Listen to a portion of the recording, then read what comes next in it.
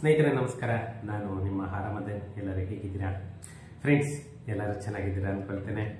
ಮತ್ತೆ ಇವತ್ತು ಒಂದು ತುಂಬಾ ಮುಖ್ಯವಾದಂತಹ ವಿಷಯದ ಬಗ್ಗೆ ಮಾತಾಡೋಣ ಅಂತ ಹೇಳ್ಬಿಟ್ಟು ಈ ವಿಡಿಯೋ ಮಾಡ್ತಾ ಇದ್ದೇನೆ.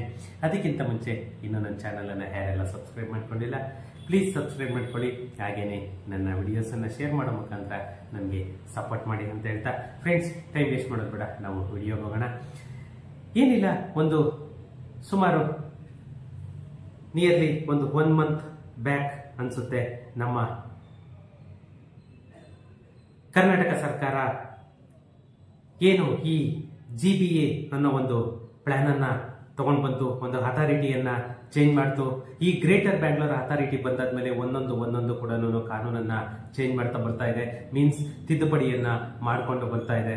ಈ ತಿದ್ದುಪಡಿಗಳಲ್ಲಿ ಒಂದು ತುಂಬಾನೇ ಮುಖ್ಯವಾದಂಥದ್ದು ನಮ್ಮ ಕರ್ನಾಟಕ ಸರ್ಕಾರದಲ್ಲಿ ಏನು ಬಫರ್ ಝೋನ್ ಅಂತ ಏನ್ ಹೇಳ್ತೀವಿ, ಯಾವುದೇ ಒಂದು ಕೆರೆ ಆಗ್ಬೋದು ಅಥವಾ ಒಂದು ಡ್ರೈನೇಜ್ ಮೀನ್ಸ್ ರಾಜಕಾಲುವೆ ಆಗ್ಬೋದು, ಆ ರಾಜಕಾಲುವೆ ಅಥವಾ ಕೆರೆಯಿಂದ ಎಷ್ಟು ಅಡಿ ಜಾಗವನ್ನ ಬಿಟ್ಟು ನಾವು ಮನೆ ಕಟ್ಕೋಬೇಕು ಅಥವಾ ಯಾವುದೇ ಒಂದು ಫ್ಯಾಕ್ಟರಿ ಕಟ್ಟಬೇಕು ಅಥವಾ ಯಾವುದೇ ಒಂದು ಡೆವಲಪ್ಮೆಂಟ್ ಅನ್ನ ಮಾಡಬೇಕು ಅನ್ನೋದು ಅವತ್ತಿಂದ ಇರುವಂತದ್ದು. ಅದನ್ನ ಈ ಕಾಂಗ್ರೆಸ್ ಸರ್ಕಾರ ತಮ್ಮ ಬೇಳೆಯನ್ನ ಬೇಯಿಸ್ಕೊಳ್ಳೋದಕ್ಕೋಸ್ಕರನೇ ಅವರು ಈ ಬಫರ್ ಝೋನ್ ಅನ್ನು ಕೂಡ ಸುಮಾರು ಅರ್ಧದಷ್ಟು ಕಡಿಮೆ ಮಾಡಿ ನಮ್ಮ ನಗರಾಭಿವೃದ್ಧಿ ಇಲಾಖೆ ಅಂತಿಮ ಅನುಮೋದನೆಯನ್ನು ಕೂಡ ಹೊರಡಿಸಿದೆ. ಏನು ಈ ಕೆರೆಗಳಾಗ್ಬೋದು ಅಥವಾ ರಾಜಕಾಲುವೆಗಳಾಗ್ಬೋದು, ಏನು ಬಫರ್ ವಲಯ ಅಂತ ಏನ್ ಹೇಳ್ತೀವಿ, ಆ ಬಫರ್ ವಲಯ ಅಭಿವೃದ್ಧಿ ಕಾರ್ಯಗಳಿಗೆ ಒಪ್ಪಿಗೆಯನ್ನ ನೀಡೋದಕ್ಕೆ ಎಲ್ಲಾ ರೀತಿಯಲ್ಲೂ ಕೂಡ ಒಂದು ಪರಿಗಣನೆಗೆ ತಗೋಬೇಕು ಅಂತ ಹೇಳ್ಬಿಟ್ಟು ಕರ್ನಾಟಕ ಸರ್ಕಾರ ಆದೇಶವನ್ನ ಹೊರಡಿಸಿದೆ. ಏನು ನಮ್ಮ ಕರ್ನಾಟಕ ನಗರ ಮತ್ತೆ ಗ್ರಾಮಾಂತರ ಯೋಜನೆ KTCP ಅಂತ ಏನ್ ಹೇಳ್ತೀವಿ, ಈ ಕಾಯ್ದೆ 1961 ಸೆಕ್ಷನ್ 13 ಹೀಗೆ ತಿದ್ದುಪಡಿ ತಂದು ನಮ್ಮ ಬೆಂಗಳೂರಿನ ಸ್ಥಳೀಯ ಯೋಜನೆ ಮತ್ತೆ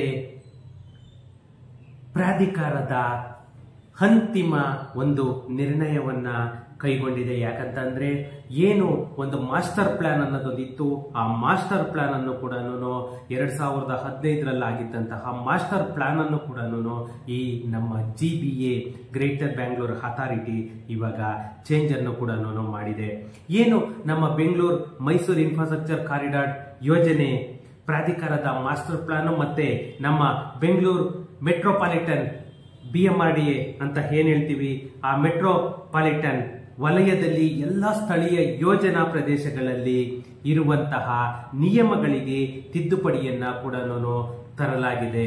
ಯಾಕಂತಂದ್ರೆ ಇವರು ಒಂದೊಂದು ತಿದ್ದುಪಡಿಯನ್ನು ಕೂಡ ತಗೊಂಡು ಬರ್ತಾನೆ ಇದ್ದಾರೆ. ಕೆರೆಗಳ ಬಫರ್ ವಲಯವನ್ನು ಕೂಡ ನಮ್ಮ ಕಂದಾಯ ಇಲಾಖೆ ದಾಖಲೆಯಂತೆ ನಿರ್ವಹಣೆ ಮಾಡಬೇಕು. ಮತ್ತೆ ಕರ್ನಾಟಕದ ಕೆರೆ ಸಂರಕ್ಷಣೆ ಮತ್ತೆ ಅಭಿವೃದ್ಧಿ ಪ್ರಾಧಿಕಾರ ಕಾಯ್ದೆಗಳಲ್ಲಿ ಕೆರೆಗಳ ಬಫರ್ ವಲಯವನ್ನು ಕೂಡ ನಿಗದಿ ಮಾಡಬೇಕು. ಮತ್ತೆ ಕೆರೆಗಳ ಬಫರ್ ವಲಯ ನಿರ್ಣಯವನ್ನ ಮೀಸಲು ಉದ್ಯಾನವನ ಅಂತಂದೇಳಿ ಪರಿಗಣಿಸಿ ಅದನ್ನ ನಕ್ಷೆಯಲ್ಲಿ ಗುರುತಿಸಬೇಕು. ಮತ್ತೆ ರಾಜಕಾಲುವೆಗಳಿಗೆ ಹೊಸ ವ್ಯಾಖ್ಯಾನ ನೀಡಿ ಕಂದಾಯ ಇಲಾಖೆಯಲ್ಲಿ ನೈಸರ್ಗಿಕ ಕಾಲುವೆ ಅಥವಾ ನಾಲಗಳಾಗಿದ್ದು ಅಂತಂದ್ರೆ ನಾಲ ಅಂತ ಏನ್ ಹೇಳ್ತೀವಿ, ಈಕೆ ಮಳೆ ನೀರು ಹೋಗ್ಲಿಕ್ಕೆ ಮಾಡಿತ್ತಲ್ಲ ಆ ನಾಳಗಳು, ಮತ್ತೆ ಕೆರೆಯಿಂದ ಕೆರೆಗೆ ಅಥವಾ ಕೆರೆಯಿಂದ ನದಿಗೆ ಮಳೆ ನೀರನ್ನ ಹರಿಸುವಂತಹ ಕಾಲುವೆಗಳನ್ನ ಪ್ರಾಥಮಿಕ ರಾಜಕಾಲುವೆ ಅಂತ ಹೆಸರಿಟ್ಟು, ಮತ್ತೆ ದ್ವಿತೀಯ ರಾಜಕಾಲುವೆ ಅಂತಂದ್ರೆ ಏನು ನಮ್ಮ ಕಂದಾಯ ಇಲಾಖೆಯಲ್ಲಿ ನೈಸರ್ಗಿಕ ಕಾಲುವೆ ಅಥವಾ ನಾಲಗಳಾಗಿದ್ದು ಕೆರೆಗಳಿಗೆ ಅಥವಾ ಪ್ರಾಥಮಿಕ ರಾಜಕಾಲುವೆಗಳಿಗೆ ಮಳೆ ನೀರನ್ನು ಹರಿಸುವಂತಹ ಕಾಲುವೆಗಳನ್ನ ದ್ವಿತೀಯ ಕಾಲುವೆಗಳು ಅಂತ ಹೇಳ್ಬಿಟ್ಟು ಪರಿಗಣನೆ ಮಾಡಿದ್ದಾರೆ. ಅಂತಂದ್ರೆ 3 ರೀತಿಯಲ್ಲಿ ಇದನ್ನ ಡಿವೈಡ್ ಮಾಡಿದ್ದಾರೆ.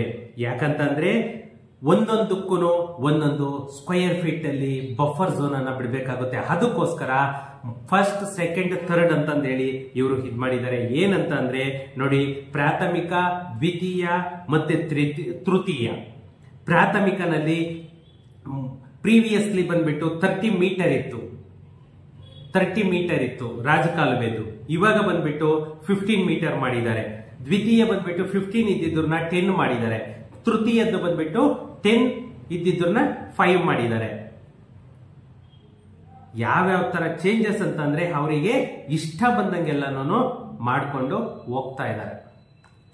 ಇದು ನಮ್ಮ ಬಫರ್ ಝೋನ್ ಅಂತ ಏನ್ ಹೇಳ್ತೀವಿ, ಆ ಬಫರ್ ಝೋನ್ ಅನ್ನ ತಿದ್ದುಪಡಿ ಮಾಡಿ ಇವರು ಏನು ಮೊದಲಿಗೆಲ್ಲನೂ ಇತ್ತು ಆ ಬಫರ್ ಝೋನ್ ಅನ್ನ ಸುಮಾರು 50% ಕಡಿತಗೊಳಿಸಿದ್ದಾರೆ. ಏನು ನಮ್ಮ ರಾಷ್ಟ್ರೀಯ ಹಸಿರು ನ್ಯಾಯಮಂಡಳಿ NGT 2016 ರಲ್ಲಿ ಏನು ಆದೇಶವನ್ನ ಹೊರಡಿಸಿತ್ತು, ಅದು ಪ್ರಾಥಮಿಕ ರಾಜಕಾಲುವೆಗೆ ಸುಮಾರು 50 ಮೀಟರ್ ಇತ್ತು, ಮತ್ತೆ ದ್ವಿತೀಯ ರಾಜಕಾಲುವೆಗೆ 35 ಮೀಟರ್ ಇತ್ತು, ಮತ್ತೆ ತೃತೀಯ ರಾಜಕಾಲುವೆಗೆ 25 ಮೀಟರ್ ನಿಗದಿಯಾಗಿತ್ತು. ಆದರೆ 2019ರ ಆದೇಶದಲ್ಲಿ ಮತ್ತೆ ಅದನ್ನ ಚೇಂಜ್ ಮಾಡಿದ್ರು. ಇವಾಗ 2025ರಲ್ಲಿ ತಿರ್ಗಾ ಮತ್ತೆ ಅದನ್ನ ಚೇಂಜ್ ಮಾಡಿ ಆದೇಶವನ್ನು ಹೊರಡಿಸಿದ್ದಾರೆ. ನಿಮ್ಗೆ ಯಾವುದೇ ಇದಾಗ್ಲಿ, ಯಾಕಂತಂದ್ರೆ ರಾಜಕಾಲುವೆಗಳು ಯಾವ್ಯಾವ್ದು ಅನ್ನೋದನ್ನ ನೀವು ಫಸ್ಟ್, ಸೆಕೆಂಡ್, ಥರ್ಡ್ ರಲ್ಲಿ ಯಾವ್ಯಾವ್ದು ಬರುತ್ತೆ ಅನ್ನೋದನ್ನ ತಿಳ್ಕೊಬಿಟ್ರೆ, ನೀವು ಎಲ್ಲಾದ್ರೂ ಒಂದು ಜಾಗ ತಗೋಬೇಕಾದ್ರೆ ಅಥವಾ ನೀವು ಒಂದು ಮನೆಯನ್ನ ತಗೋಬೇಕಾದ್ರೆ ಆ ರಾಜಕಾಲುವೆಯಿಂದ ಅಥವಾ ಕೆರೆಯಿಂದ ಎಷ್ಟು ಮೀಟರ್ ಇರಬೇಕು ಅನ್ನೋದನ್ನ ನೋಡ್ಕೊಂಡು ನೀವು ಈಸಿಯಾಗಿ ತಗೊಳ್ಬಹುದು. ಯಾಕಂತಂದ್ರೆ ಇವಾಗ ಹೊಸ ಬಫರ್ ಝೋನು ತುಂಬಾ ಕಡಿಮೆ ಇದೆ. ಮೊದ್ಲಿಗೆಲ್ಲ ಇದ್ದಿದ್ರೆ ಅವಾಗ ದರ್ಶನ್ ಮನೆಯನ್ನೇ ಇದ್ ಮಾಡ್ಬೇಕು ಅಂತ, ಇವಾಗ ದರ್ಶನ್ ಮನೆ ಕೂಡ ಸೇಫ್ ಮಾಡಿದ್ರು ಇವರು. ಅವ್ರದ್ದು ಕೂಡ ರಾಜಕಾಲುವೆಯಿಂದ 10 ಮೀಟರ್ ಬರಲ್ಲ. ಹಂಗೆ ದೊಡ್ಡ ದೊಡ್ಡ ರಾಜಕಾರಣಿಗಳಿಗೆ ಎಷ್ಟೋ ಇದು ಅಪಾರ್ಟ್ಮೆಂಟ್ಗಳೆಲ್ಲ ರಾಜಕಾಲುವೆಗಳ ಮೇಲೆ ಇದೆ. ಅವನ್ನೆಲ್ಲ ತಪ್ಪಿಸೋದಕ್ಕೋಸ್ಕರ ಇದು ಗಿಮಿಕ್ ಮಾಡಿದ್ದಾರೆ. ಫ್ರೆಂಡ್ಸ್, ಏನಾದ್ರೂ ಡೌಟ್ ಸಿಕ್ತು ಅಂತಂದ್ರೆ ನನಗೆ ಕಮೆಂಟ್ ಮಾಡಿ, ನಾನು ರಿಪ್ಲೈ ಮಾಡ್ತೀನಿ. ಓಕೆ, ಸಿಗೋಣ ನೆಕ್ಸ್ಟ್ ವಿಡಿಯೋ. Thank you.